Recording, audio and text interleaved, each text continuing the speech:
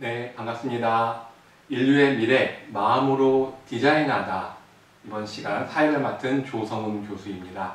저는 원광대학교 마음인문학연구소에 근무하고 있고 명상과 마음공부 분야에 대해서 특히 관심을 가지고 있습니다. 이 시간은 미래 불안 극복 상담 토크입니다. 그래서 전문가 두 분을 모셨습니다. 먼저 가까이에 이은수 교수님입니다.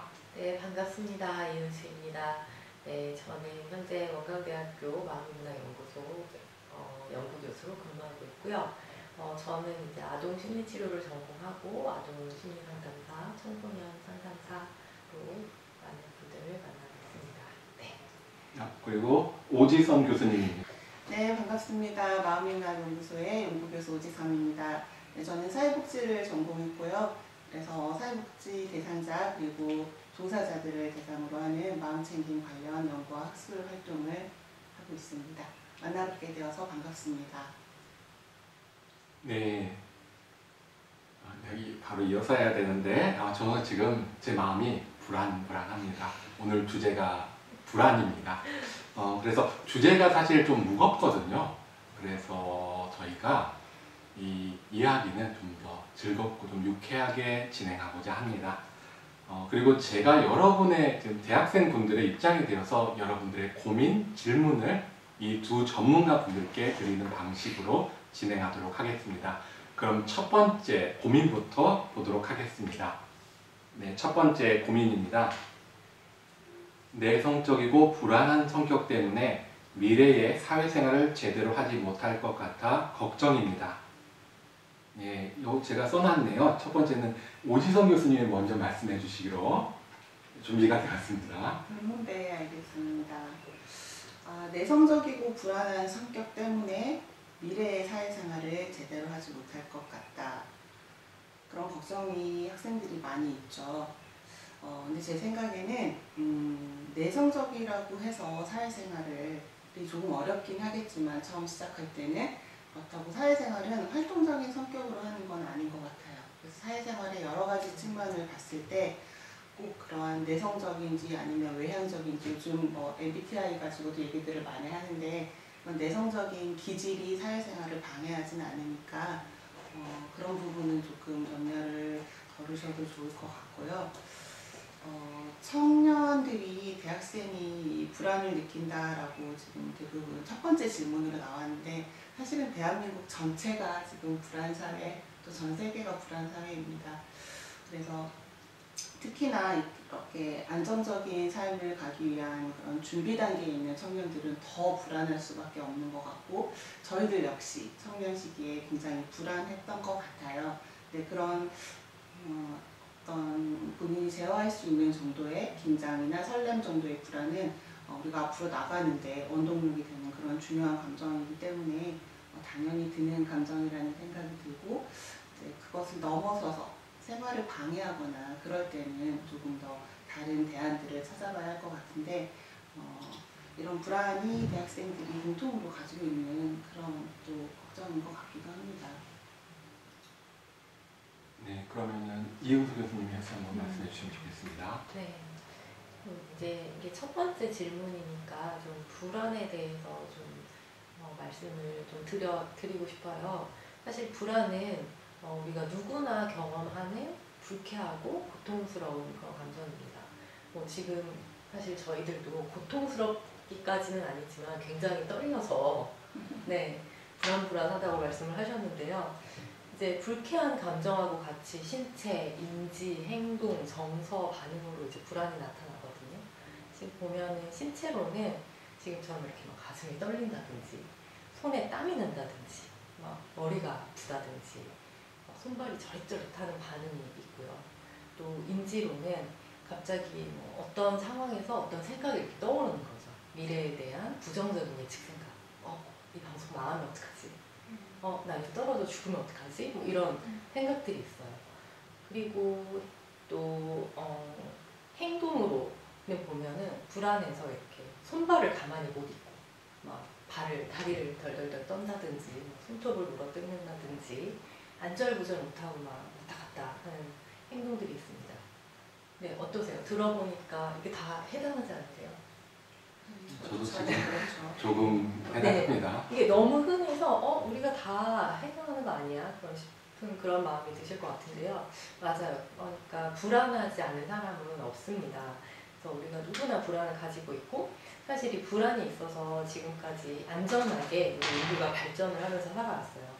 시험 못 보면 어떡하지? 그래서 시험 공부하고 차가 달려와서 나를 치면 어떡하지? 그래서 차를 피하고 낭떠러지에서 떨어질까봐 조심하고 이렇게 살아왔습니다. 그래서 불안의 순기능이 있다는 거를 분명히 말씀드리고 싶고요. 이런 것들을 정상적인 불안이라고 해요.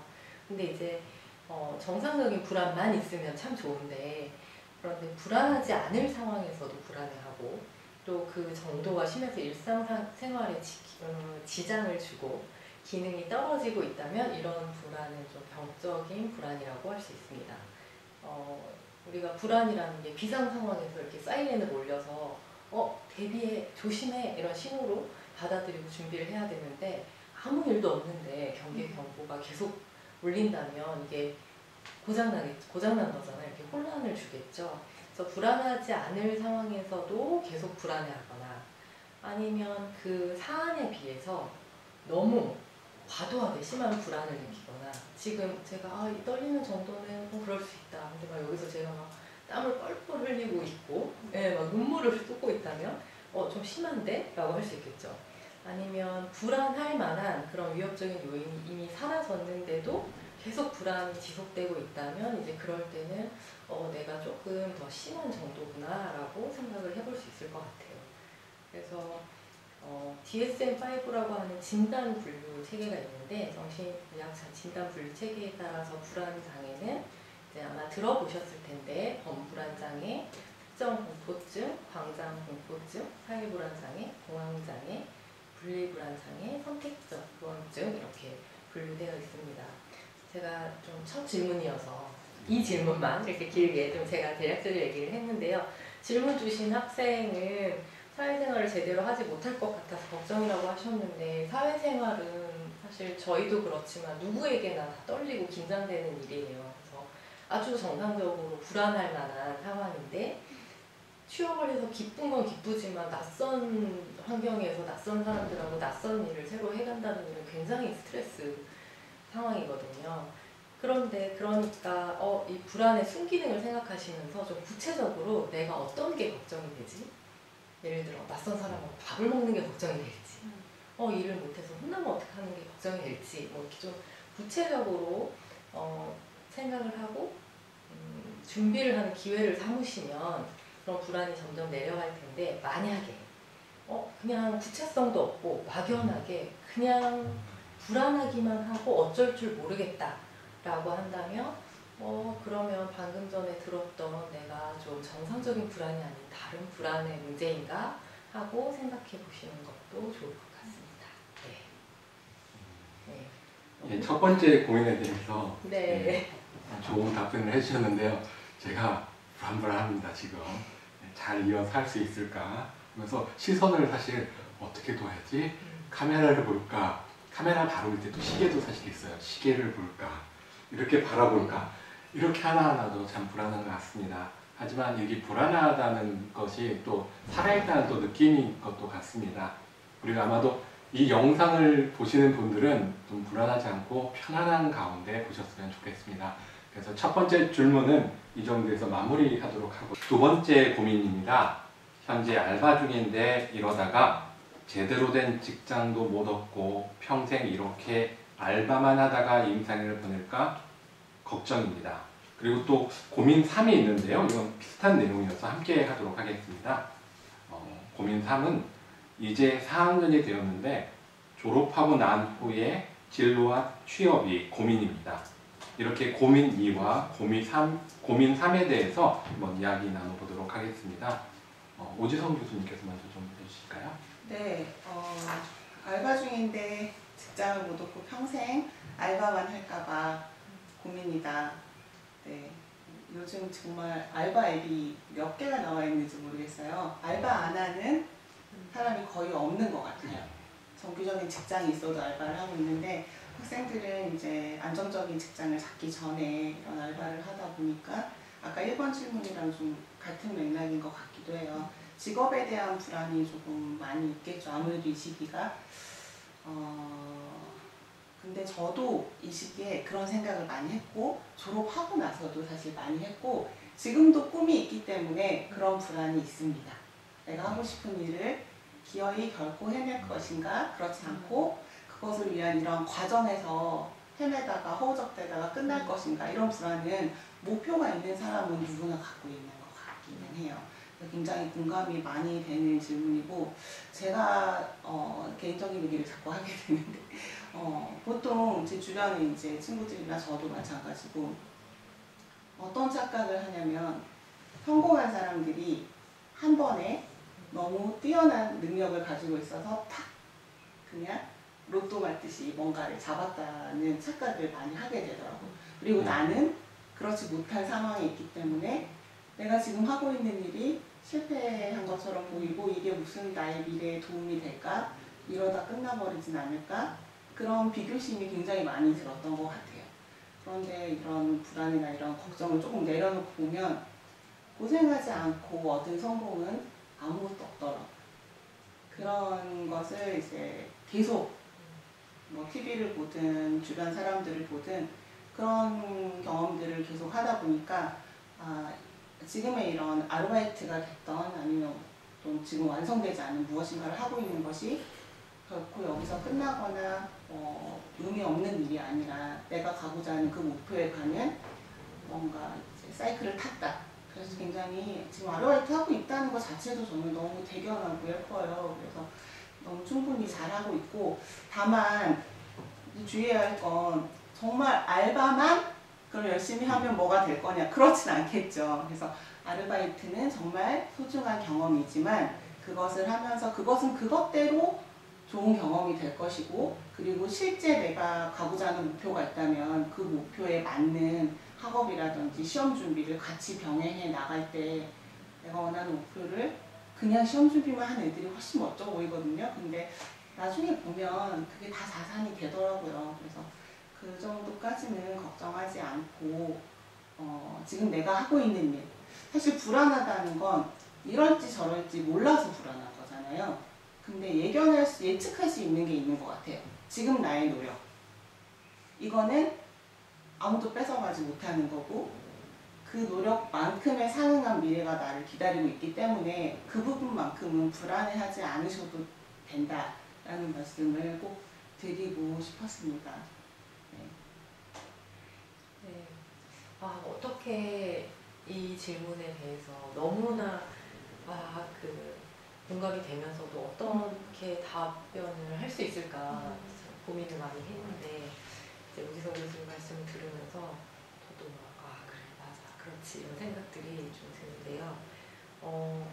사실 지금 대학생으로서 알바를 하고 4학년이 돼서 취업을 준비하고 취업 후에 진로를 계속하는 것들이 정말 큰 걱정거리, 고민거리인 거예요. 너무나 당연하게. 만약에 전 괜찮은데요, 고민하지 않는데요 한다면 아마 그 학생을 저는 더 걱정할 것 같아요. 괜찮은가? 네. 그래서 이게 정말 사소하지 않고 되게 중요한 어떤 이 목표 앞에 놓여 있어서 참 걱정이 되겠다. 그리고 이 모호한 시간을 지나가는 게 우리가 다들 너무 힘들잖아요. 네. 여기까지 10걸음을 가면 딱 잡을 수 있어. 이게 보장이 되어 있다면 가겠는데 10걸음을 가면 잡히는 건지 15걸음을 가야 되는 건지 내가 천천히 가는 동안 혹시 저기 없어지는 건 아닌지 막 이런 모호함이 굉장히 이제 안절부절 못하게 만드는데 저는 이건 아주 중요한 시간이니까 주변에 친구들, 선배들, 그리고 좀 앞서 나간 어른들에게 조언을 좀 충분히 구하는 것도 방법이라고 생각하고요. 그분들의 말을 다 들을 필요는 없어요. 근데 내가 그냥 정보 수집을 해서 내가 취사를 하는 거죠. 취할 건 취하고 버릴 건 버리는 거를 하겠다는 생각도 들고 또 하나는 나로부터 얻을 수 있는 정보도 있거든요. 과거의 나의 경험. 이미 한번 입시 불안을 떨치고 대학생 진학을 해본 그 엄청난 경험이 있잖아요. 근데 그 경험을 내가 성공으로 기억하든 실패로 기억하든 그 그걸 한번 다시 되짚어보면 좀 피드백으로 가져올 만한 것들이 있을 것 같아요. 아, 내가 이때 너무 불안해만 공부를 못했던 게 나중에 후회가 됐다던가, 아, 차라리 그냥 아무 생각 없이 공부를 했다는 게 좋았다던가, 뭐 등등의 나의 경험에서 피드백을 받아서 스스로 지금의 이 모호하고 어려운 시간을 좀 단단하게 지나가시기를 응원하고 싶습니다. 네. 네.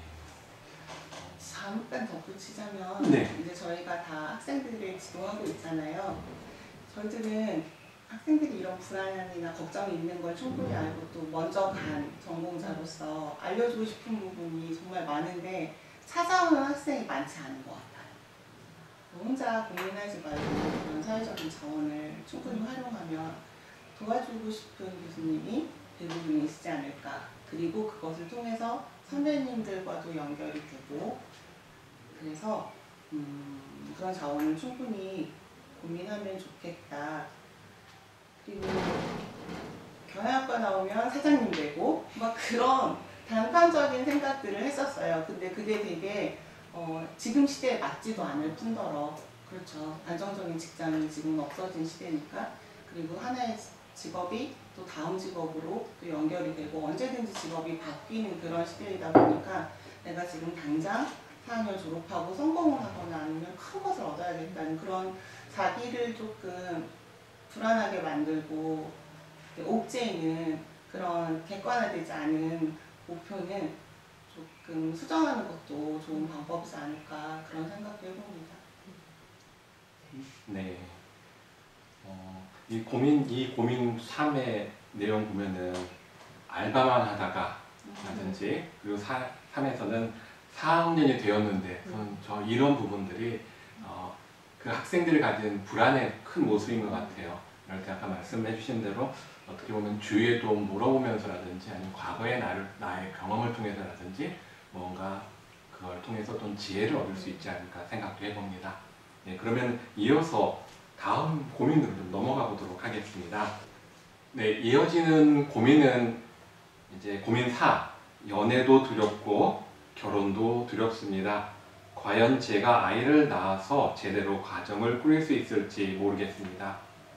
이 질문, 연애, 결혼, 출산에 대한 질문인데요. 옆에 계신 두 분이 다 제가 알기로 연애, 결혼, 출산에 다 경력자이신 걸로 알고 있습니다. 네, 그러면은 이은수 교수님께서 이야기를 해주시면 좋겠네요.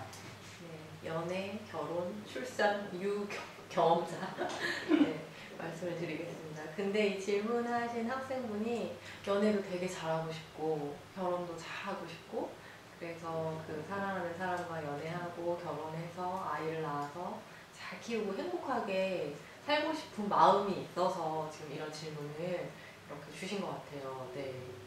그래서 너무 부럽다 이런 마음도 들었고요. 연애랑 결혼이 굉장히 큰 일이고 두려운 일인 것 같아요. 그런데 제가 지금 돌아보면 제가 농담처럼 진심을 섞어서 계속하는 말이 있는데, 연애하지 않았던 모든 시간이 너무 아깝다. 네. 결혼 전에 연애의 시간과 기회들이 굉장히 특권인 것 같아서 그것이 굉장히 사람과 사람 사이에서 나를 보게 되고 관계 맺는 방식을 배우게 되고 상대를 어떻게 배려하는지, 어떻게 사랑을 표현하는지, 또 어떻게 사랑을 주고받는지, 또 이 우리의 관계 안에 어떤 것들이 영향을 미치는지 굉장히 많은 공부를 할 수 있는 때거든요. 그리고 그러면서도 또 나의 과업과 성장은 그대로 진행이 되잖아요. 학교 시험 공부도 하고 취업 준비도 하고, 이 과정을 같이 해나가는 파트너십이 또 잘 맞는지, 뭐 이런 일들이 머리가 되게 복잡할 수 있지만 아주 정교하고 복합적인 그런 좋은 성장의 기회라고 생각해요. 그래서 이거를 어떤 진짜 좋은 연애를 성공해야지, 결혼을 잘해야지 라고 생각한다면 이 나서기 시작하기 되게 어려운 일이지만, 그 자체가 어떤 결과를 가져오든 나에게 아주 큰 기쁨과 성장을 남기는 일이라고 한번 믿고 시작을 해본다면 네, 너무나 좋은 시간들이 이어지지 않을까 네, 하는 생각이 들었습니다. 네, 오지선 교수님께 이렇게 넘기고 싶은 마음이 네, 그렇죠. 청년 시기에 해야 할 두 가지 큰 과업 중에 하나가 진로라면 또 하나가 이제 배우자를 잘 만나는 것이죠. 그래서 굉장히 이게 뭐 진로와 취업 그 옆에 있는 곁다리처럼 보이지만 사실은 이것이 더 중요한 문제일 수도 있다는 생각을 듭니다. 그리고 저 역시 이은수 교수님과 마찬가지로 부럽죠. 굉장히 부럽습니다. 직업은 바꿀 수 있어요 또. 근데 이거는 직업처럼 쉽게 바꿀 수는 없어요. 그런데 과거에는 한번 결혼하면 30년 살면 됐어요. 근데 지금은 한 60년 정도를 같이 살아야 합니다. 그래서 내 인생에 동반자를 찾는 아주 중요한 과업이다. 그래서 정신을 똑띠 차리고 잘 공부하고 그리고 그런 준비를 잘하고 좋은 경험을 충분히 잘해서 그런 좋은 배우자를 만날 수 있는 지금 시기이고 그런 기회이다. 근데 이제 좀 계속 두렵다는 얘기들이 많이 나오고 있는데 교수님 말씀처럼 두렵죠. 저도 두려워요. 이제 한 10여 년 살았는데 50년을 더 살아야 하거든요. 근데 마지막까지 50년을 잘 배우자로서 서로 성장하면서 살 수 있을지, 그리고 우리 둘만의 문제가 아니라 이제 자녀까지 생겨서 그 자녀를 양육시키는 것도 이제 또 다른 중년의 과업인데 이런 식으로 과업은 계속 이어집니다. 그래서 두려움은 누구에게나 있는 것이고 대신에 그 두려움 이면에 동전의 양면처럼 기쁨과 행복이 분명히 있거든요. 그래서 그런 부분도 좀 균형적으로 생각해 가면서 너무 두려워하지 말고 조금씩 시도를 해보라 그런 얘기를 많이 해주고 싶고, 또 하나는 이게 요즘 일단 생계가 어렵고 또 직장이 안정되지 않으니까 또 사람을 찾기가 어려운, 근데 이게 사실은 순서대로 되는 건 아닐 수도 있거든요. 좋은 사람을 만나면 기분이 좋아지고 공부도 훨씬 더 잘 되고 좋은 직장을 갈 수 있는 자원이나 정보도 많이 얻을 수 있고, 그래서 뭔가 내가 직업을 갖고 아니면 내가 시험에 합격하고 그렇게 너무 경직되게 생각하지 말고 주변에 좋은 시그널이 있다면 또 긍정적으로 마음이 열고 서로 잘 만나보는 것도 너무 두려워하지 말고, 그리고 나서 그 다음이 결혼 문제, 그 다음에 또 거기서 아니면 또 다른 사람을 찾고 결혼하고 나서도 이제 아이 문제는 또 다른 문제니까 이 모든 과업을 하나로 퉁치고 생각을 하면 너무 어려울 것 같아요. 근데 그렇게 생각했다면 저희도 결혼하고 애 낳고 이게 모든 게 계획적으로 지금처럼 그렇게 플랜을 짰다면 시작을 못했을 것 같아요. 근데 그냥 좋은 사람을 만나고 그리고 나의 동반자가 될 것인지 하고 스텝 바이 스텝으로 하나씩 밟아 나가면 되는 거니까 너무 두려워하지 말았으면. 왜냐면 정말 좋을 때잖아요. 그때 이때처럼 빛날 때가 없는 것 같아요. 그래서 좋은 사람을 만나기도 기회도 되게 많고, 그래서 좀 긍정적으로 생각하고 좋은 기회를 가졌으면 좋겠고, 제가 다만 이제 주의를 했으면 싶은 것이 과거와 달리 최근에 이제 데이트 폭력이라든지 이런 부분이 많이 생겼기 때문에 충분히 만나보세요 이런 말씀을 드리면서도 조심스러운 부분이 있거든요. 그래서 그런 부분에 관해서도 어떤 그런 징후라든지 아니면 어떤 뭐 시그널이 있을 때 이 사람이 나에게 그럴 수 있다는 그런 가능성이라든지 이런 예측, 예후들이 많이 나와 있기 때문에 그런 부분에 대해서도 충분히 대비를 하고, 그리고 그런 일이 발생했을 때 어떻게 해야 하는지도 충분히 좀 미리 준비를 하고 공부를 하고 연애를 시작하면 훨씬 덜 불안하고 안정적으로 즐거운 그런 생활을 할 수 있지 않을까 그런 생각을 해보고, 지금 이 시기에 굉장히 많은 사람, 좋은 사람들을 찾고 또 만나고 경험하고 그런 시기인데, 그래서 그걸 충분히 권장하고 싶은데 또 최근에 그럴 수만도 없는 것이 데이트 폭력이라든지 이런 불미스러운 일들이 계속 보도가 되고 있어요. 그래서 그런 부분도 학생들이 조금 준비를 잘 했으면 좋겠다는 생각이 드는데 민수 교수님이 또 전문가시니까 좀 궁금하기도 하네요. 그것에 관해서. 네.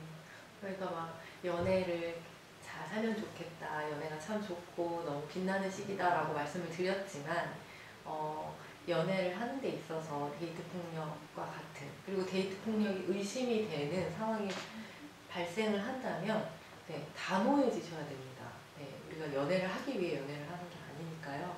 네, 단호해 주셔야 되고 주변의 도움을 요청하셔야 되고요. 주변에 많이 알리시고 네, 기관의 도움도 받으셔야 되고, 그리고 내가 피해를 입은 피해 어떤 상황이나 뭐 사건이나 어떤 말들이나 그쵸, 그런 것들에 대해서 절대로 나의 잘못이 아니니까 움츠려드시지 말고 네, 단호해지시면 좋겠어요. 그래서 덧붙여서 말씀을 드리고 싶은 게, 두렵고 잘하고 싶고 하는 게 있지만 사실 우리가 인생을 잘 살려고 하는 거지, 취업도 연애도 네, 결혼도 다 그런 거거든요. 그래서 나의 연애, 나의 결혼이라고 생각을 하고 내가 주체가 돼서 하시면 그러면 좀 나을 것 같아요. 남들은 다 연애할 때 이렇게 하는데 나는 못할 것 같아 또 아니고, 다른 사람들이 연애하면 이 정도는 뭐 다 한다는데 내 마음에는 좀 내키지 않는데 한다든가 뭐 이것도 아니고요.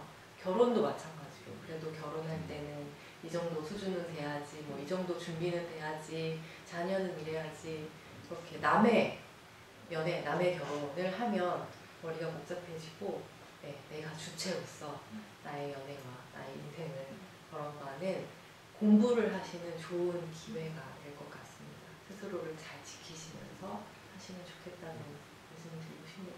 예. 참고로 전문가시라는 걸 한번 증명을 해드리고 싶은데요. 여기 책이 있습니다. 예, 이 책이 이은수 교수님께서 쓰신 책이거든요. 책 제목을 보시면은 그는 왜 사랑이 아니라 하였나. 책 내용을 살짝만 소개를 해주시면 될까요? 네, 제가 이거는 대학생들과 연애를 주제로 집단 상담을 하고 또 연애를 주제로 개별 인터뷰를 하면서 들었던 그들의 연애 이야기를 좀 네, 동의를 구해서 그 이야기를 실었고, 그리고 그 이야기에 대한 어떤 저의 응답이에요. 네, 들려주고 싶은, 꼭 좀 들었으면 좋겠는 이야기들을 네, 했기 때문에 대학생분들이 보시면 공감하실 수 있지 않을까 했습니다.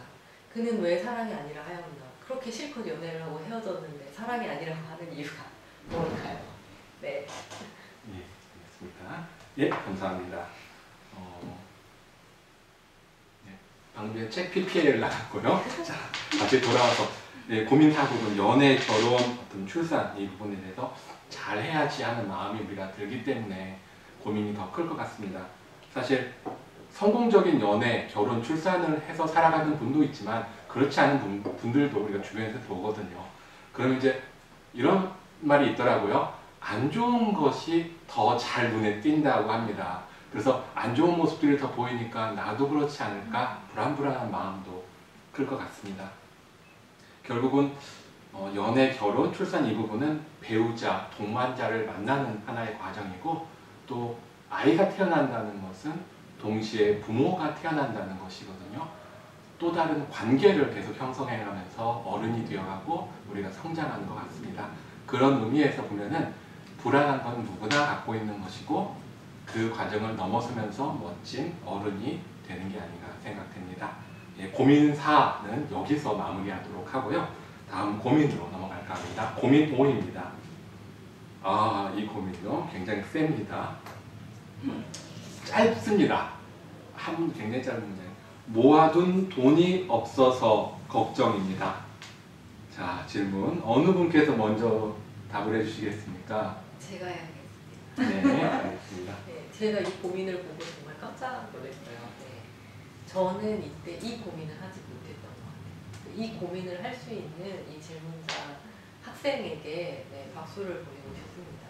지금부터 경제에 대한 자력을 자립을 하기 위해서 준비하고 고민을 하고 있으니 분명히 10년 후, 20년 후에는 모아둔 돈이 충분히 있겠다라는 이제 생각이 들었고요. 아마 제가 말씀드린 것처럼 이렇게 핑크빛 미래만 지금 생각되지 않기 때문에 고민이 되실 거여서 좀 오지선에서의 도움을 받고 싶습니다. 네, 네. 그렇죠. 돈이 충분하다고 얘기하는 사람은 본 적이 없는 것 같아요. 네, 살면서 맞아요. 또 사회복지 전공자다 보니 생계와 관련된 고민들을 많이 하게 되고 또 불평등 얘기, 연구를 많이 하는데 돈은 충분한 적은 아무에게도 충분한 돈이 부여되는 건 없는 것 같아요.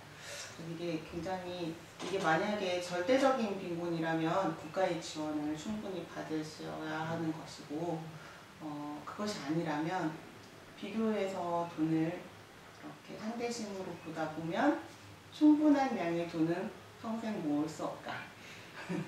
다만 그래서 그것 때문에 내가 다른 친구들을 보고 아니면 아까 말씀드렸던 것처럼 이렇게 완성된 어떤 멋진 모습을 보고 나는 못 갈 것 같아. 미리 두려워하실 필요 없이 지금 내가 극심한 빈곤이 아니라면 지금 이뤄가면 된다. 교수님 말씀처럼 그런 말씀을 드리고 싶고 그것 역시 연애와 마찬가지로 공부를 좀 하셔야겠죠. 경제 공부도 좀 하시고 또 어떻게 내가 생활을 꾸려갈지도 체계적인 계획을 세우는 것이 반드시 필요한 문제라고 생각이 듭니다. 그리고 혹시 학생들 중에 아까 말씀드린 절대적 빈곤이 찾아올 수도 있어요.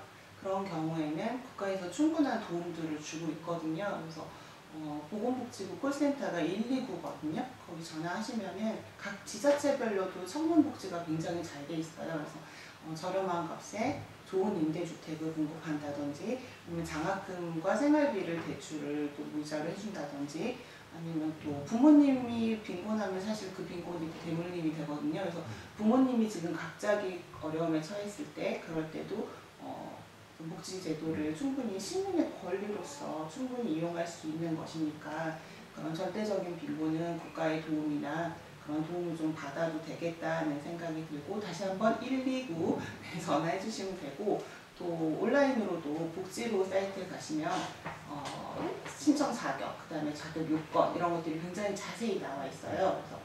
그래서 나의 상황 그리고 우리 가정에 맞는 복지제도가 있는지 잘 찾아보시고 그렇게 이용을 하시면 좋을 것 같고 모아둔 돈이 없어서 걱정이다. 우리나라가 사실은 빈곤율이 굉장히 잘 사는 나라임에도 불구하고 노인 빈곤율이 전 세계 1위예요. 네, 그래서 이제 없던 제도들도 막 많이 만들고 그랬는데 이게 절대적인 빈곤이라기보다는 아무래도 상대적인 부분이 훨씬 큰 것 같고 선진 대열에 들어선 만큼 그래서 이게 상대심을 내기 시작하면 정말 괴로운 문제다.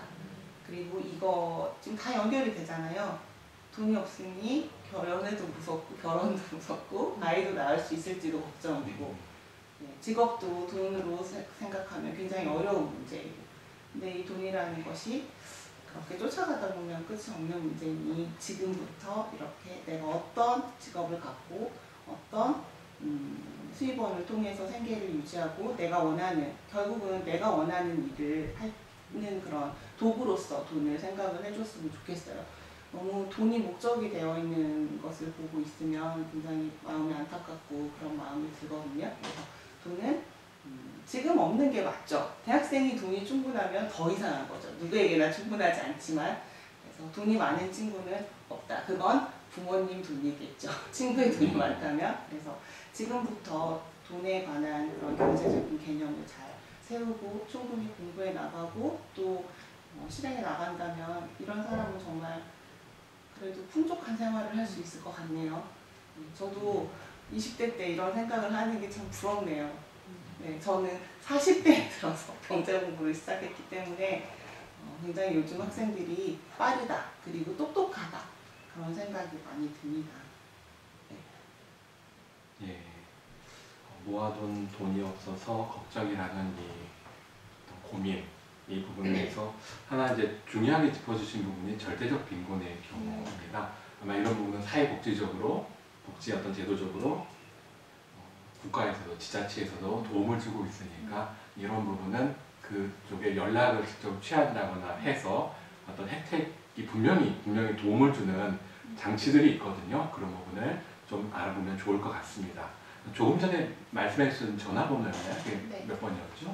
보건복지부 콜센터 129거든요. 요즘 공익광고로도 많이 나오고 있어요. 네. 그래서 129번에 전화를 하시거나 아니면 인터넷 홈페이지 복지로에 가시면 각 생애 주기별로 내가 받을 수 있는 제도들이 무엇이 있는지 사회적 권리로서 이것은 뭐 비굴하게 내가 받아야 하는 시혜나 이런 측면이 아니라 시민으로서 당연히 받아야 하는 권리거든요. 그리고 내가 나중에 또 그것으로 자력이 섰을 때 세금으로 또 갖는 그런 순환적인 상생의 제도이기 때문에 충분히 이용해 주시면 좋겠고, 전화번호로는 129 그리고 인터넷 홈페이지 복지로에 가시면 좋고, 익산시 같은 경우도 지자체 차원에서도 굉장히 많은 사업들을 하더라고요. 그래서 그런 것도 학교에서도 많이 마련이 되어 있는 것 같아요. 그래서 혼자 고민하지 마시고 주변에 그런 사회적 자원을 충분히 활용하시면 훨씬 넘기기 수월하지 않을까 그런 생각을 해봅니다. 네, 이 정보는 굉장히 중요한 정보인 것 같습니다. 저희들이 이제 평소에 경제적 안정을 늘 이루고 있으면 좋은데, 어떻게 대학생부터, 아직 대학생은 직업을 못 갖고 있잖아요. 물론 앞쪽 질문에서 알바를 하면서 하는 질문도 있었는데, 알바를 하면서 조금의 경제적인 건 하지만 실질적으로 어떤 원활한 충분한 경제적인 자립은 못 이루거든요. 이런 경우에 정말 절실히 필요하다면 이런 제도를 잘 활용하면 좋을 것 같고요. 그리고 이제 말씀하시면 또 하나 부분은 생각되는 게, 이제 절대적인 게 아니라 또 상대적으로 내가 저 사람들보다 가난하게 생각된다거나 그런 부분들도 있을 것 같습니다. 요즘에 사람들이 SNS나 소셜미디어를 통해서 많이 보는 모습들이 좋은 모습들을 사진에 올리거든요. 잘 사는 모습, 플렉스 한다고 하죠. 그런 모습을 올리다 보니까 더욱더 내가 더 빈곤하지 않은가 이런 생각도 하게 되는데, 사실은 다 우리들이 처한 상황들이 비슷하다는 생각이 듭니다. 그래서 서로 사실은 불안하고 이런 부분이 있을 것 같고요. 물론 이런 부분을 잘 넘어서면 좋겠지만, 그런 주변에 그런 거에 너무 비교를 하다가 내가 너무 불행해지지 않도록 이렇게 되었으면 하는 바람이 듭니다. 네. 그러면 이제 고민 5 부분은 여기서 마무리하도록 하고요. 네, 다음 고민을 보도록 하겠습니다. 네, 고민 6입니다. 부모님은 저에게 기대감이 매우 높습니다. 자식은 저 혼자라 앞으로 어떻게 해야 할지 부담이 많습니다. 예, 아마 부모님께서 자식으로 한 명, 자기가 이제 혼자인 경우는 아무래도 더 부모님의 사랑도 많이 받았겠지만 기대와 관심 이것도 굉장히 클 것 같다는 생각이 드는데요. 어느 분께서 먼저 해주실까요? 오지성 교수님께서 먼저 해주시죠. 제가 먼저 할까요? 사실 여기 써 있습니다. 아, 그래요? 네. 네.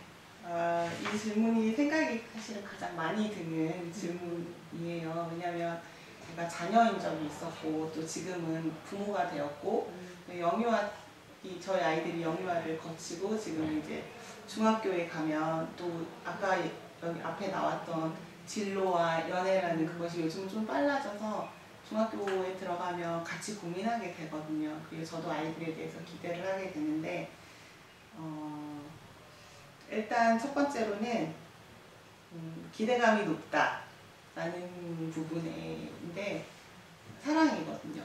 네, 부모님이 굉장히 관심을 많이 갖고 또 사랑을 주고 있다는 부분을 이 질문을 통해서 알 수 있었어요. 그리고 부담이 된다. 부담이 되겠죠. 부담이 되는데 이 부담은 내가 뭔가를 그 기대에 부응해야 한다는 그 생각 때문에 부담이 되는 것 같아요. 이것도 역시 사실은 부모님의 기대가 뭔지 정확히 모르거든요. 뭐 의사 아니면 뭐 어떤 사업가 이런 워딩 안에 숨어있는 진짜 기대가 있어요. 그거를 캐치를 못하고 그 외형적인 부분에 거기에 집중을 하다 보면 내가 거기에 못 미칠 때 나는 나보자이고 실패자이고 불효자인 것 같지만, 제가 아이를 낳아서 키워보니까 저는 사실 그런 부담감을 많이 갖고 자랐는데, 제가 아이를 낳아서 키워보니까 부모님이 말씀을 혹시 그렇게 하시더라도 그 안에 숨어있는 진짜 기대감은 내 아이가 행복한 거더라고요. 내 아이가 뭐가 되어야지 이런 부담감이 아니라 내 아이가 충분히 안정적이고 편안하고 행복한 자기 인생을 살았으면 좋겠다. 그러면 그렇게 마음이 즐겁고 행복하고 편안하면 어떤 직업을 갖건 돈도 따라오고 좋은 인연들도 생기고 또 행복한 삶을 살 수 있게 되는 거거든요. 그래서 내 아이가 불안해하지 않고 편안하게 자신있게 자신이 원하는 것을 선택하고 꾸준히 노력할 줄 아는 그런 아이로 자랐으면 하는 기대감이 부모님의 가장 큰 기대감이 아닐까. 그래서 사실은 존재 자체로 굉장히 아름답고 예쁘거든요. 자녀라는 존재 자체가. 근데 제가 부모님은 그런 존재로 본다면 자녀는 자꾸 도잉으로 보는 것 같아요. 내가 뭔가를 해야 예쁨을 받고 내가 뭔가를 해서 부모님께 갖다 드려야 효도하는 것 같고, 근데 그게 아니라 진짜 최고의 효도는 내가 편안하고 행복한 거, 내가 자신있게 뭔가를 선택하고 그것을 이루기 위해서 도전하고 성실하게 이뤄가는 그 모습 자체가 아름다운 것이지, 그 결과에 부모님의 기대를 저버리거나 만족시켜주거나 그게 아니라는 걸 제가 굉장히 늦게 깨달았어요. 그래서 이런 부분은 우리 학생들도 충분히 알았으면 좋겠다, 그런 생각을 해보고, 혹시나 이게 기대감이 높은데 자녀가 나 혼자다, 이 얘기가 혹시 돌봄과 관련된 문제라면 더 이상 이제 부모를 돌봐야 하고, 그리고 부모님이 연로해지셨을 때 부모를 돌봐야 하는 그런 돌봄은 더 이상 이제 가정의 문제는 아니잖아요. 그래서 이제 사회적 돌봄으로 충분히 그런 부분은 아이가 혼자건 셋이건 아이가 다섯이어도 돌봄은 이제 사회적인 영역입니다. 그래서 그런 부분은 제외하고 나머지를 생각해 본다면 뭔가를 막 해서 보답하려는 그런 것보다는 존재 자체로 충분히 아름답고 소중한 존재라는 것을 꼭 기저에 깔고 갔으면 좋겠고, 그리고 편안하고 행복한 마음, 즐거운 모습을 보여주는 것이 최고의 효도이다, 이런 말씀도 꼭 드리고 싶네요. 아마도 이 질문한 학생이 부모님이 갖고 있는 기대 하면 이렇게 그려지는 어떤 이미지가 있을 것 같고, 그 기대에 꼭 부응하고 싶은 또 마음도 있는 것 같아요. 그 기대를 충족시켜드리고 부모님이 기뻐하시는 모습을 보고 싶고. 네. 그런데 이제 혼자여서 굉장히 부담이 많다라고 하셨잖아요.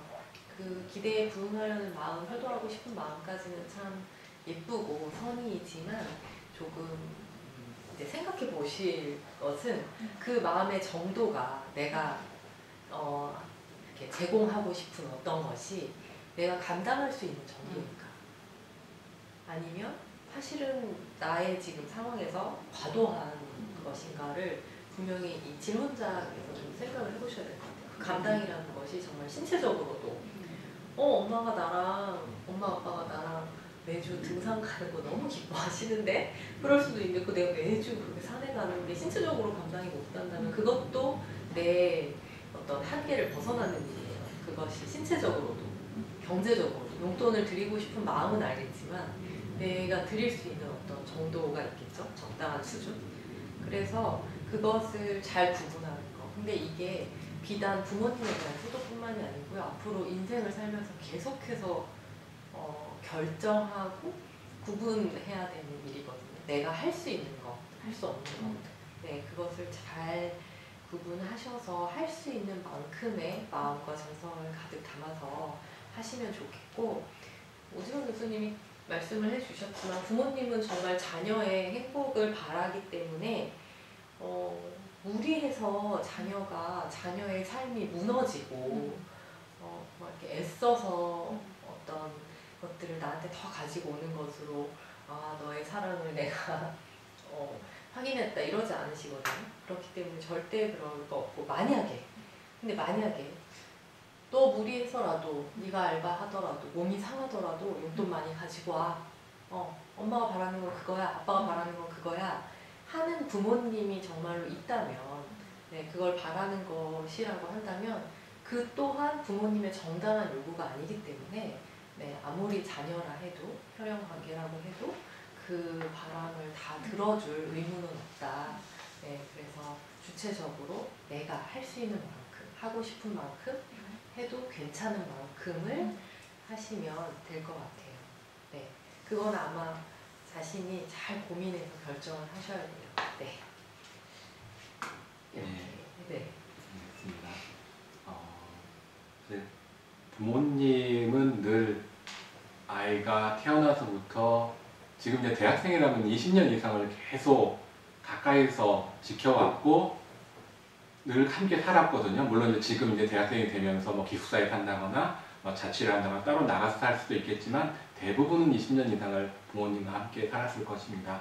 그런 상황에서 그 두 분이 늘 봤던 사람은 그 자녀가 한 명이라고 한다면 그 부모님은 늘 자녀만을 20년을 봐왔기 때문에 그 기대감이라는 것은 사실 어떻게 보면은 부담이 될 수도 있겠다는 한편으로 생각이 됩니다. 그게 부모님이 부모님으로서 할 수 있는 어떻게 보면 역할이자 사랑이기 때문에 그런 것도 같고요.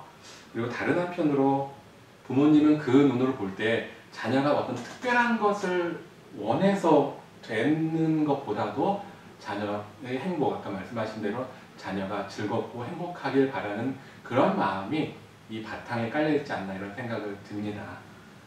그리고 또 한편으로 또 말씀하신 부분이 부모의 돌봄에 대해서 또 걱정할 수 있거든요. 예를 들어서 좀 자녀를 늦게 낳은 경우는 지금 나이가 50대가 아니라 60대이신 분도 있을 수 있고요. 그렇습니다.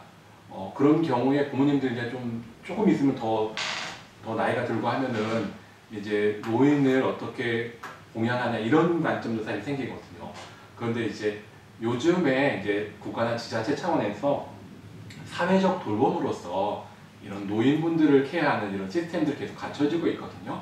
이런 부분이 있기 때문에 너무 걱정하지 마시고 이런 부분을 잘 활용한다면 도움이 될 거라는 생각이 듭니다. 그리고 저는 이 질문 자체가 자녀가 부모에 대해서 사랑하는, 생각하는 그런 마음을 또 느낄 수 있었습니다. 사실 그 마음이 소중한 거 아닌가 생각이 됩니다. 자, 고민 6은 이 정도에서 마무리하도록 하겠습니다. 자, 이번에 고민 7인데요. 이게 마지막 고민이네요. 보니까요. 네, 자꾸 무기력해지고 아무것도 하기 싫어지는 내 자신이 싫어집니다. 예, 무기력, 아무것도 하기 싫고요. 그 자신이 싫어진다고 하는데요. 비슷한 경험이 혹시 있으신가요? 아니면 여기에 대한 답변을 한번 들어보도록 하겠습니다. 이야기를. 제가 얘기를 해야 될 것 같네요, 먼저. 네.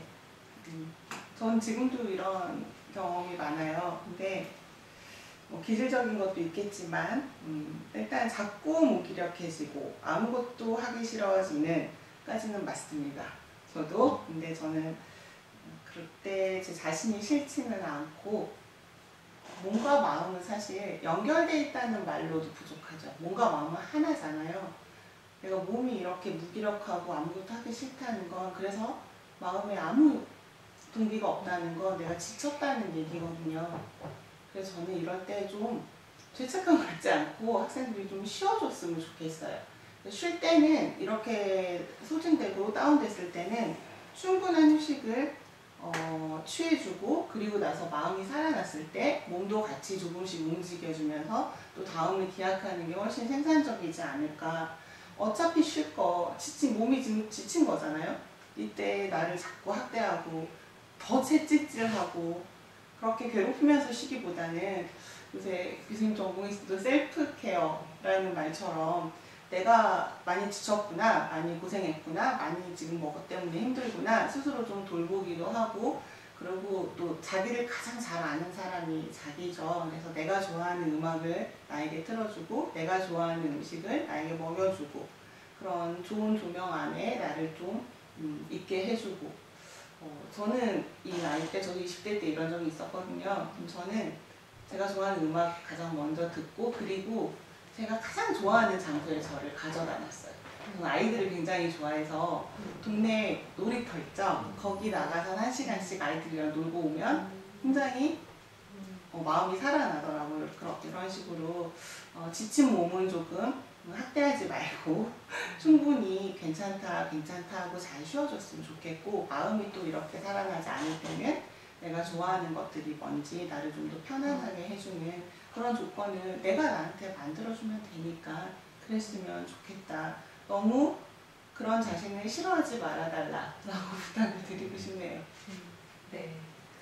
네, 참 좋은 말씀을 해주셨는데, 자꾸 무기력해지고 아무것도 하기 싫어지는 자신이 싫어져요. 네. 사실 이 자꾸 무기력해지고 아무것도 하기 싫어지는 내가 싫다고 하셨는데, 자꾸 무기력해지고 아무것도 하기 싫어진 건 이미 결과고요. 그 원인이 있을 거예요.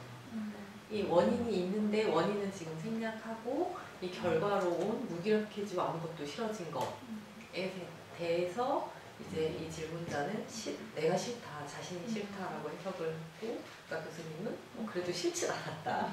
네, 라고 그렇게 지금 자기를 바라보는 건데, 이 앞에 원인을 좀 스스로 보시면 지금 아마 알고 있으면서도 생략해서 이렇게 질문을 보냈을 수 있죠. 그래서 나를 내가 돌본다는 거는요, 그냥 되는 건 아니에요. 연애하듯이 굉장히 나에게 관심을 가지고 관찰을 하면서 내가 이런 거 좋아하는구나, 내가 이런 거 불편해하는구나, 나는 이런 거 좀 더 신나는데 이런 거 할 때는 많이 무서워하는구나, 이렇게 나에 대해서 점점 알고, 그리고 너 왜 커피 좋아해야지 왜 차를 좋아해? 라고 비난하는 게 아니라, 아 그래 너는 차를 좋아하는구나, 커피는 잘 안 마시는구나 인정해주고, 그러면 뭘 줘야 되겠어요? 커피를 줘야 되겠어요? 차를 줘야 되겠어요? 좋아하는 걸 줘야겠죠. 그래서 자기를 잘 관찰하고 그대로 수용하고, 그래서 나에게 내가 원하는 것, 내가 필요로 하는 것들을 좀 친절하고 다정하게 제공하는 것들을 좀 충분히 하는 시간을 가지셨으면 좋겠고, 그래도 회복이 안 된다. 이 무기력하고 아무것도 하기 싫어지는 순간들이 있어요. 누구나 다 있을 수 있는데, 이 시간이 이제 2주 정도가 넘어간다. 그리고 정말 눈물이 나고, 잠을 잘 자지 못하고, 혹은 잠을 너무 많이 자고, 또 너무 입맛이 떨어져 아무것도 먹지 못하거나, 혹은 너무 계속 먹거나, 네. 이런 식의 이제 것들이 그냥 가끔 한 달에 한 번씩 있는 이런 사건이 아니라 나 좀 길어지고 있는데, 연속되고 있는데 라고 생각한다면, 아 내가 지금 좀 도움을 필요로 하는 내 마음 상태구나, 내가 이거 그냥 혼자서 회복하기 어려워서 도움을 받아야겠다라는 생각이 드시면, 대학생들은 학교에 학교생활상담센터가 어느 학교나 다 있거든요. 어강대에도 학생생활상담센터가 있는데, 거기에 가면은 재학생들은 다 무료로 상담이 제공되고 있으니 가서 너무 어려워하지 마시고 꼭 상담을 안 받으셔도 돼요. 네, 처음에 어떤 간단한 스크리닝 검사만 해보시고 그 다음에 판단을 할 수도 있고, 짧은 그 단회기 상담으로 그칠 수도 있고 하니까 충분히 도움을 받아서 나를 회복할 수 있는 그런 친절한 액션을 꼭 하시면 좋을 것 같습니다. 네. 지금 이제 무기력해지고 하는 경우에 여러 가지 이제 상황들이 있는데, 이게 강도가 강하다고 느껴질 때는 아마 병증으로 가까이 이제 생각해 볼 수가 있을 것 같아요. 그런 경우랄까, 제가 볼 때 좀 많이 걱정이 되는 상황이라면은 좀 말씀하신 학교 생활 상담센터, 이런 곳을 통해서 대학생들은 이 원광대학교 안에도 이런 학생 생활 상담센터가 있으니 이곳을 통해서 도움을 무료로 받을 수 있다는 점 한번 말씀을 다시 드리고요. 그리고 이제 사실 이 질문을 저는 해주신 분이 참 대단하다는 생각이 듭니다. 무기력에 빠지고 하면 사실 도움을 요청하거나 그런 거를 잘 못하는 경우가 많은데, 이렇게 질문을 통해서 어떻게 보면 다른 사람들에게도 서로 도움을 줄 수 있는 방법을 이야기할 수 있게 해주는 어떤 좋은 질문이라는 생각이 듭니다. 그리고 이제 조금 전에 말씀하실 때 여기 보면 마지막이거든요. 그래서 이 부분을 좀 피사를 잘해야 하지 않나 이런 생각이 드는데, 무기력했을 때 이제 어떻게 하면 무기력을 좀 개선하는 데 도움이 되는가, 아까 음악 얘기도 하시고 장소 얘기도 하셨던 것 같은데, 한 번 더 그 부분 좀 설명해 주면 될까요? 나만의 비법 이렇게. 네네. 그래서 저만의 비법은 아까 말씀드린 대로 몸이 지쳐있을 때는 충분히 쉬어주고, 마음이 죽어있을 때, 마음도 죽을 때가 있더라고요. 아무것도 하기 싫을 때가 있거든요.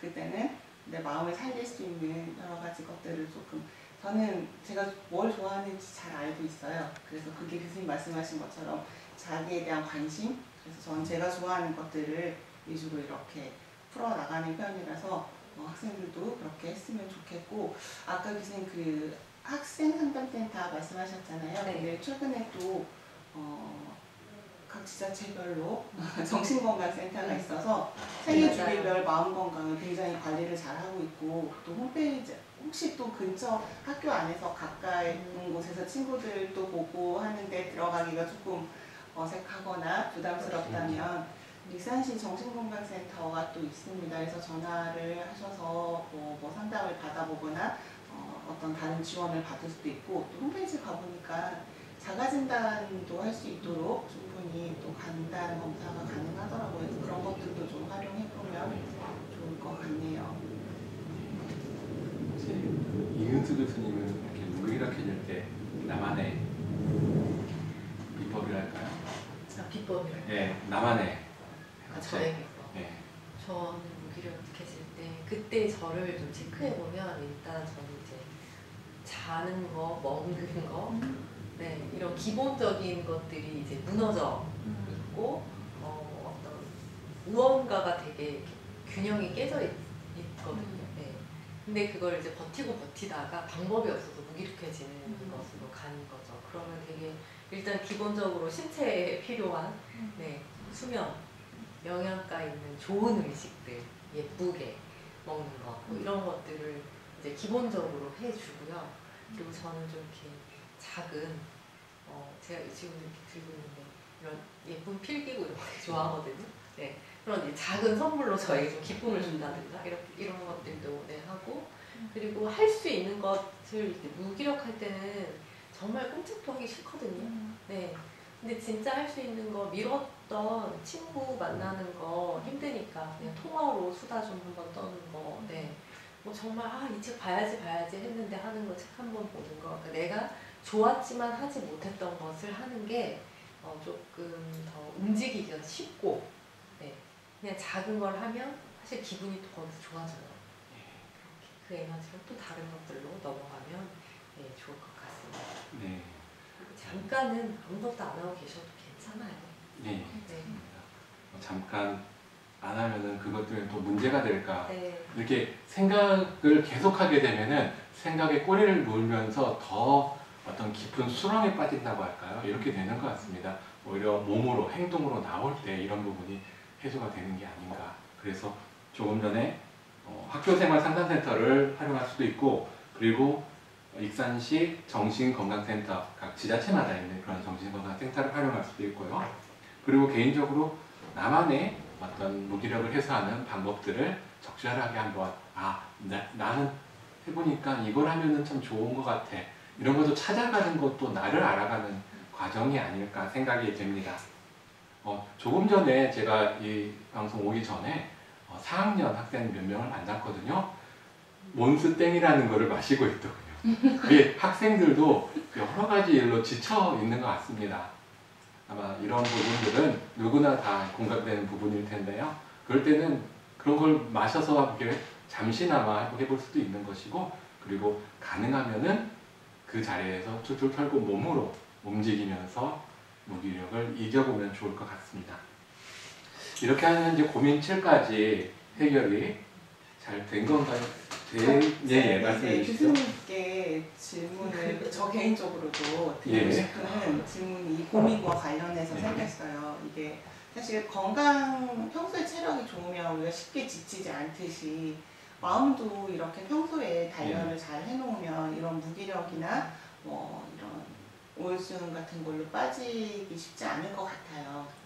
그래서 이렇게 명상 같은 것들이 교수님 수업도 하고 계시지만 평소에 마음 근력을 키우는 좋은 방법이라고 알고 있는데, 그런 부분을 학생들이 어떻게 쉽게 접할 수 있는지, 평소에 어떻게 또 단련할 수 있는지 그런 것도 좀 소개해 주시면 좋겠다 싶네요.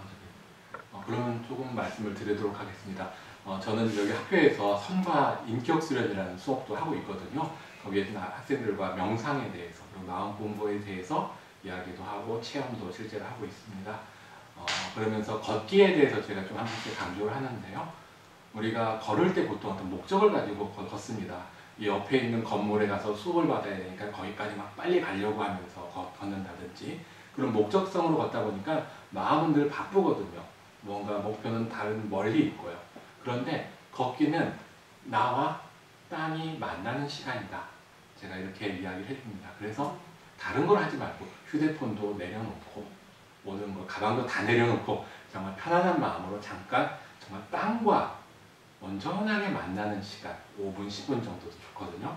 그렇게 만나는 시간을 가지면 그러면서 몸도 건강해지고 마음도 뭔가 정화가 된다고 할까요? 안정이 되는 것 같습니다. 그러면 불안한 부분도 잘 이렇게 안정으로 돌아서지 않을까 생각이 됩니다. 질문해 주셔서 감사합니다. 예. 자, 이제 그럼 마무리할 시간이 된 것 같은데요. 마무리를 하는데 그래도 혹시나 마무리를 하면서 교수님들께서 하고 싶은 못다한 말이 있으실 수도 있어서 짧게 한마디씩 해주시면서 마무리하면 어떨까요? 오지선 교수님께서 먼저. 네. 학생분들이 보내주신 질문지를 보고 많은 생각이 들었습니다. 그런데 그 생각의 끝에 들어진 생각은 좀 미안하다는 마음이 가장 먼저 들었고요. 대부분의 질문에서 불안하고 무섭고 두렵고 한 발짝 나가기 어려워하는 그런 모습들을 보면서 가장 진취적이고 용감하고 한 발짝 용기 있게 내디뎌야 하는 이 청년 시기에 이렇게 불안을 만든 사람들, 우리의 공업이라고 생각이 들어서 어린 학생들에게 굉장히 미안한 마음이 들었던 것이 사실이고, 그럼에도 불구하고 우리가 동시대를 살아가고 있지만 가장 용기 있는 자들도 이들이다. 그래서 이들이 조금 더 용기 있고 긍정적인 생각으로 하루하루를 행복하게 살 수 있으면 얼마나 좋을까. 그런 그러니까 바램을 좀 어려울 수 있겠지만 또 그런 바램들을 기대와 희망을 가져보게 되더라고요. 그리고 분명히 또 알아야 할 것은 우리는 가능성이 있는 존재들이기 때문에 그런 본인의 가능성을 충분히 잘 믿어줬으면 좋겠다 하는 당부 말씀도 드리고 싶었습니다. 네. 저도 네. 예. 사실 미안하다 이 말이 나서 깜짝 놀랐어요. 저도 계속 갖고 있는 지금 들었던 생각이 미안함이거든요. 그리고 저희가 오늘 이렇게 마음 상담소로 질문을 받고 답변을 이제 저희 나름대로 하기는 했지만 사실은 이 또한 미안한 마음을 이렇게 얹어서 드립니다. 네. 사실 너무 어렵죠. 현실의 어려움과 불안을 이게 개인이 마음으로만 어떻게 할 수 있을까 하는 의문이 당연히 있고요. 지금 대학생들이 성인이 되어서 법적으로도 성인이고 법적인 책임을 다 져야 하고 몸도 이미 다 컸고 뭐 키가 더 크는 사람들은 거의 없죠. 그렇죠? 이렇게 해서 완전히 성인이라고는 하지만 사실은 굉장히 마음의 상태는 후기 청소년이거든요. 네, 청소년과 같은 상태고 그 눈으로 이렇게 세상을 바라보면 정말 어른들 틈에서 나는 아무것도 가진 게 없고 아무것도 아는 게 없고 내 자리가 하나도 없는데 이 무서운 사회에 뛰어들어야 되는 정말 어려운, 두려운, 공포에 가까운 그런 느낌이 있을 수 있어요. 그런데 너무 당연하다. 지금 시작이다. 다시 성인으로서 지금 탄생을 한 거기 때문에 내가 지금 가진 게 없고 힘이 없고 아는 게 없는 게 너무 이 성인의 세계에서 당연한 꼬꼬마라는 것을 아시면 우리가 어렸을 때 아기들이 말 틀려도 그럴 수 있지, 넘어져도 그럴 수 있지, 음식 먹다가 끌려도 그럴 수 있지, 지금 자신을 좀 그렇게 봐주시면 좋을 것 같아요. 이렇게 애써서 아는 척, 허세, 있는 척 안 하고 그냥 지금 좀 넘어지고 많이 물어보고 많이 경험한 것들이 굉장히 자산이 돼서 자신감의 그 근거가 될 거예요. 그래서 꼬꼬마 성인기를 잘 거쳐서 점점점 멋있는 성인으로 자랄 수 있기를 응원하는 마음이고 저는 강의에서 대학생들을 만나면서 꾸준히 하고 있는 생각이 어떻게 이렇게 다들 멋있지? 똑똑하지? 나의 20대하고 비교할 수 없이 너무 다들 네, 멋지고 창조적이고 굉장히 생각도 깊고 그래서 저는 여러 가지 비판적인 말들에도 불구하고 미래가 밝다. 이들이 무언가 각자 자기다운 모습으로 무언가가 될 것이다 라는 생각이 듭니다. 미안한 마음에 응원하는 마음 그리고 지지하는 마음을 담아서 이렇게 마무리를 해보겠습니다. 네. 저희가 지금 인류의 미래의 마음으로 디자인하다 그리고 미래의 불안 극복 상담 토크를 지금 계속해서 해왔는데요. 이제 두 분 전문가를 통해서 여러 가지 좋은 이야기를 듣고 많이 도움이 되었으리라 생각이 듭니다. 근데 처음에 말씀드릴 때 제가 주제가 무겁다 보니까 가능하면 좀 즐겁게 편안하게 진행하고자 말씀을 드렸었는데요. 편안하게 진행이 되었나 저도 약간 불안합니다. 예. 잘 되었다면 좋아요 한번 눌러주시고요. 그리고 즐거운 마음으로 이 시간을 마무리하고자 합니다. 저희 함께 인사하면서 마무리할까요? 예, 여러분 뭐라고 할까요? 뭔가 구호 같은 걸 하나 잘 들어주셔서 감사합니다. 예, 여러분 잘 들어주셔서 감사합니다. 감사합니다.